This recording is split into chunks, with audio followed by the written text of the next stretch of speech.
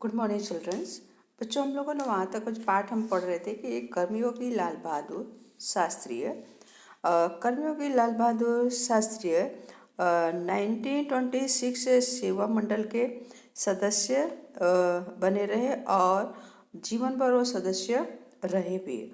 और यहाँ तक कि हमारे देश में जब छुआछूत के जो समस्या थी उस समस्या के उद्धार में भी उन्होंने अपना बहुत बड़ा योगदान दिया। और जब हमारे देश में 1930 यानी 1930 में नमक का कानून तोड़ने की बात हुई थी, तब उनको भी कई बार जेल जाना पड़ा। और 1942 तक वो मिलजुल करके 7 बार वो जेल गए होंगे, बराबर। तो अब आगे बच्चे हम पढ़ते हैं कि इस पाठ में मतलब कि जो पेज नंबर 22 अब हम पढ़ेंगे। ओके, तो पेज नंबर 22 में कि इसके बाद वह 6 वर्ष तक इलाहाबाद की नगर पालिका से किसी न किसी रूप में जुड़े रहे। कहाँ से जुड़े रहे? इलाहाबाद। इलाहाबाद कहाँ है? उत्तर प्रदेश। जो अभी उसका नाम रखा गया है कि संगम या प्रयाग। ओके, प्रयाग के नाम से इलाहाबाद जाना जाता है, लेकिन प्रयाग और संगम तो बहुत पुराना नाम है। ओके, और उत्तर प्रदेश में है। और मैं समझता हूँ कि इस अनुभव ने भी शास्त्री जी के व्यक्तित्व और चिंतन को नागरिकों की समस्या से निकट से परिचित कराया होगा। निकट आने कि पास में से, बराबर, कि गरीब जो लोग हैं उनसे काफ़ी नज़दीकियाँ से उन्होंने जाना और पहचाना और अनुभव किया हुआ है। उसके पास ग्रामीण जीवन का अनुभव था। किसके पास? लाल बहादुर शास्त्री के पास, क्योंकि गांव से जुड़े हुए थे। अब इसके साथ ही इलाहाबाद नगर पालिका ने जन सेवा का भी अनुभव जोड़ दिया। किसका अनुभव जोड़ दिया? जन आने लोग, सेवा आने सेवा, लोगों की सेवा का कार्य वो करते थे, तो लोगों ने जन सेवा का भी अनुभव उनके साथ जोड़ा। जो अनुभव था, जो ज्ञान था, उनको बताया। लोकतंत्र की इस आधारभूत इकाई में, लोकतंत्र किसे कहते हैं? लोगों का शासन, बराबर। आधारभूत आने जिसे कहते हैं कि मौलिक आधार, बराबर, बेसिक, बराबर। आधारभूत आने बेसिक जिसे कहते हैं। कार्य करने के कारण वह देश की छोटी छोटी समस्याएं और उसके निराकरण का व्यवहारिक प्रक्रिया से अच्छी तरह परिचित हो गए थे। क्या हो गए थे? निराकरण ने समस्या का समाधान, बराबर। व्यवहारिका ने व्यवहार संबंधी, कि किस तरह से लोगों की समस्या का समाधान किया जाए, उससे काफ़ी क्या थे? परिचित थे। कार्य के प्रति निष्ठा और मेहनत करने की अदम्य क्षमता के कारण 1937 में संयुक्त प्रांतीय व्यवस्थापिका सभा के लिए निर्वाचित हुए, बराबर। तो निष्ठा ने कि जो कार्य करते थे, निष्ठा अवस्था कि उनके अंदर किसी भी तरह का लालच या इच्छा नहीं। फिर यहाँ पे एक नया शब्द है अदम्य। अदम्य यानी कि जो दबाया ना जा सके। और क्षमता ने शक्ति। और फिर यहाँ संयुक्त प्रांतीय जिसे कहते प्रांत संबंधी, बराबर, कि और व्यवस्थापिकता ने कि जी मतलब कि जी भूमिका जो है कार्य करने की, जो प्लानिंग, जो योजना है वो। और फिर यहाँ पर है निर्वाचित हुए यानी कि इनका चुनाव किया गया बहुमत से, यानी अधिक मात्रा में इनको वोट मिला और जिससे इनको चुना गया और उनको बनाया गया। सही मायने में यहाँ से शास्त्री जी के संसदीय जीवन की शुरुआत हुई। सही मायने के सही सच्चे अर्थ में, बराबर। तो यहाँ से क्या हुए? पार्लियामेंट सदस्य, संसद यानी पार्लियामेंट सदस्य वो जुड़े, जिसका समापन देश के प्रधानमंत्री तक पहुंचने में हुआ, बराबर। और पार्लियामेंट से जुड़े, वहीं से उनका क्या, देश के प्रधानमंत्री तक वो पद तक पहुंचे।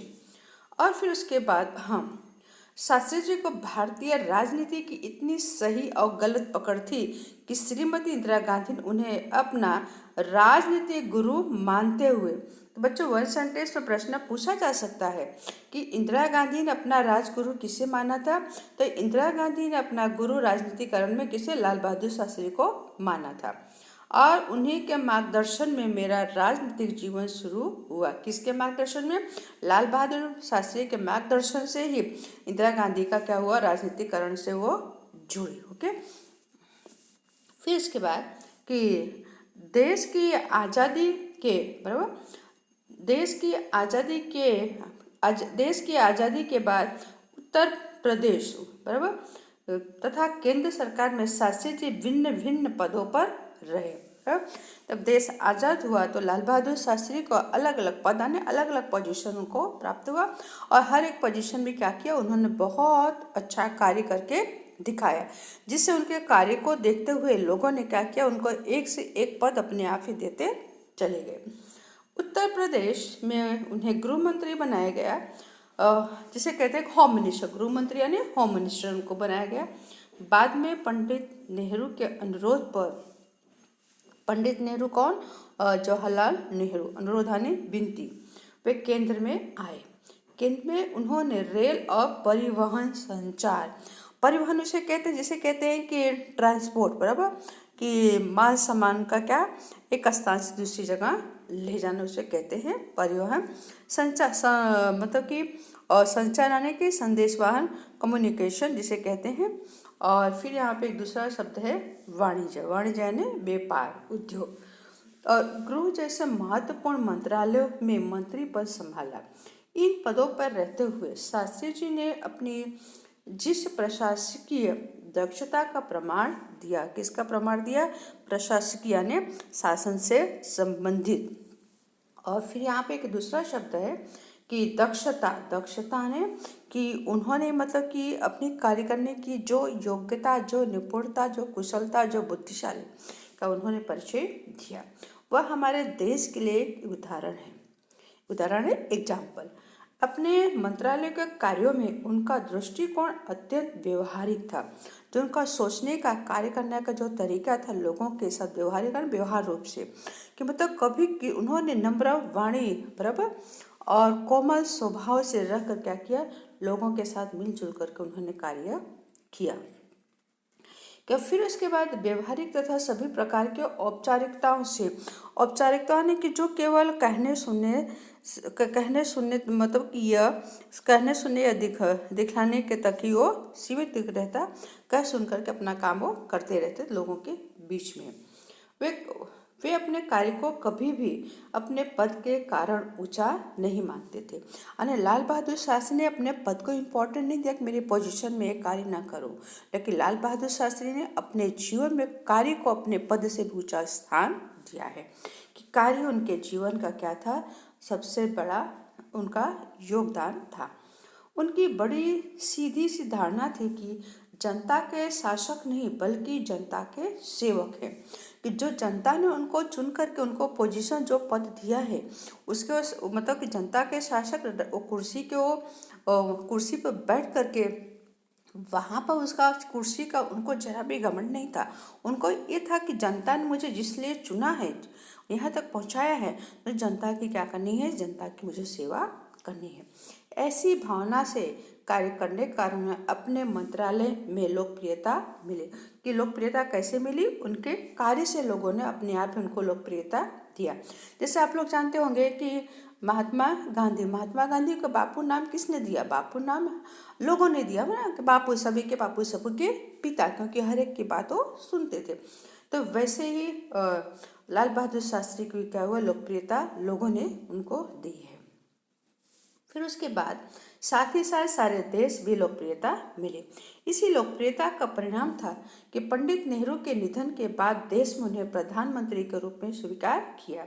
जैसे पंडित जवाहरलाल नेहरू का निधन होता है तो वैसे तुरंत उनको लाल बहादुर शास्त्री को देश का प्रधानमंत्री बना दिया जाता है।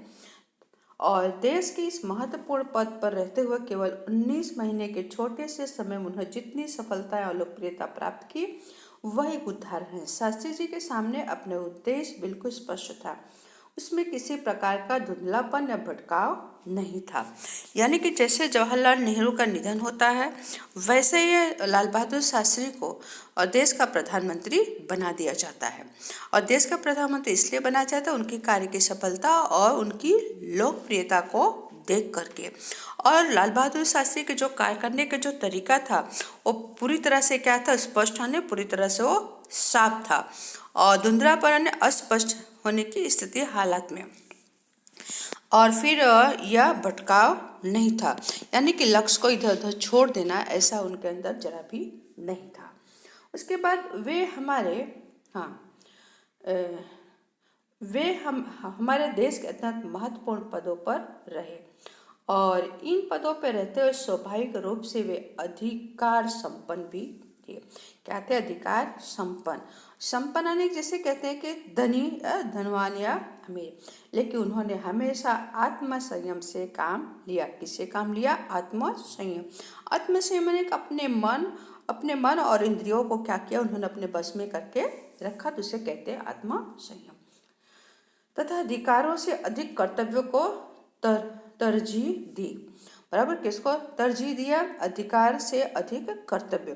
कि जो अधिकार, जो पद उनको मिला था, तो वो पद को उन्होंने महत्व नहीं दिया। किसको महत्व दिया? अपने कर्तव्य को उन्होंने अधिक महत्व दिया। तरजीह ने महत्व उन्होंने दिया। शायद इसीलिए शास्त्री जी इतने अधिक लोकप्रिय भी हो सके। उन्होंने अलीगढ़ मुस्लिम विश्वविद्यालय से दीक्षांत समारोह में, दीक्षांत समारोह यानी जिसे कहते हैं कि कन्वोकेशन, बराबर, तो उन्होंने अलीगढ़ मुस्लिम विश्वविद्यालय ने यूनिवर्सिटी में 19 दिसंबर 1964 को छात्रों को संबोधित करते हुए कुछ इस तरह के विचार व्यक्त किए। क्या? आपके भविष्य की मंजिल चाहे जो भी हो, बच्चे यहाँ ध्यान देंगे कि आपके भविष्य की मंजिल चाहे जो भी हो, यानी आप किसी भी क्षेत्र में जानना चाहे, डॉक्टर बने, इंजीनियर बने, या व्यापारी बने, या आम पोजीशन पर जाए, या शिक्षक बने, या सरकारी कर्मचारी, जो भी बने, यहाँ पर आप में से प्रत्येक को यह सोचना चाहिए कि आप सबसे पहले देश के नागरिक है। क्या है? देश के नागरिक है। यह ख्याल सबके मन में आना चाहिए, आप किसी भी पोजीशन पर क्यों ना हो। बराबर, यह आपको संविधान द्वारा प्रदत्त कुछ अधिकार देता है। क्या देता है? प्रदत्त, प्रदाता ने दिया हुआ। किसने दिया है? संविधान, यानी कि भारत के पार्लियामेंट ने आपको भारत का क्या बनाया है? नागरिक बनाया। यह पद आपको प्राप्त हुआ है कि हम भारत के नागरिक हैं। लेकिन इससे पहले कुछ कर्तव्यों का भी बोझ आता है, जिसे समझना चाहिए कि हमारा, बराबर, क्या भारत के नागरिक तो है, नागरिक होने के नाते कर्तव्य भी बनता है। और उस कर्तव्य को क्या करना है? उस कर्तव्य को अदा करना है, उस कर्तव्य को निभाना है। तो देश प्रजातांत्रिक है। देश क्या है? प्रजातांत्रिक, यानी प्रजावाद का अनुयायी, बराबर। तो जो निजी स्वतंत्रता देता है, निजी यानी खुद का, स्वतंत्रता ने आज़ादी, कि भारत देश ऐसा है कि हर एक को व्यक्ति को अपने मन की बात कहने का अधिकार है और स्वतंत्र तरीके से, आज़ाद तरीके से वो रह सकता है। लेकिन इस स्वतंत्रता का उपयोग एक व्यवस्थित समाज के लिए ही, समाज के हित में स्वेच्छा से लगाए गए। स्वेच्छा यानी कि अपनी इच्छा से, कि मतलब कि जो आपको हक मिला है, उस हक को क्या करना है? अपनी इच्छा से देश के मतलब देश या समाज में उसको लगाए। प्रतिबंधों के तहत होना चाहिए, बराबर, तहत आने के अधीन होना चाहिए। जो रूल्स रेगुलेशन उसके अधीन ही होना चाहिए। अधिकार, कर्तव्य, आत्मसम्मान के बारे में यह अत्यंत महत्वपूर्ण बात शास्त्री जी ने कही थी, जिसे आज याद रखने की जरूरत है।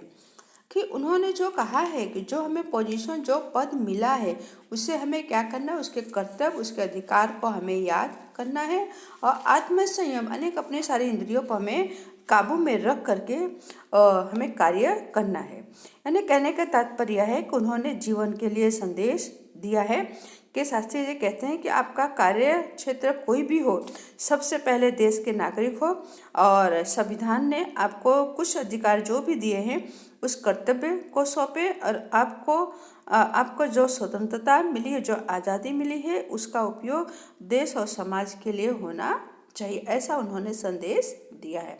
तो बच्चों, यहाँ पे इस पाठ की चर्चा यहाँ पर समाप्त होती है और आपको शब्दार्थ लिख करके भेजूँगी, उसे अपनी नोट में लिख डालिए और आने वाले समय में इस पाठ के प्रश्नों की चर्चा करेंगे। धन्यवाद।